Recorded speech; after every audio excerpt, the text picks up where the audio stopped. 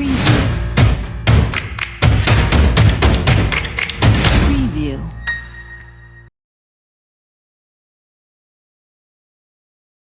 Buenas tardes, amigos de Territorio Valencia. Nos encontramos en Alcublas, en lo alto del Cerro de los Molinos, los cuales son originales del siglo XVII, donde podemos apreciar estas dos maravillas, las cuales tienen un gran valor patrimonial, ya que son de las poquitas que tenemos en nuestro territorio Valencia. Han sido restauradas recientemente.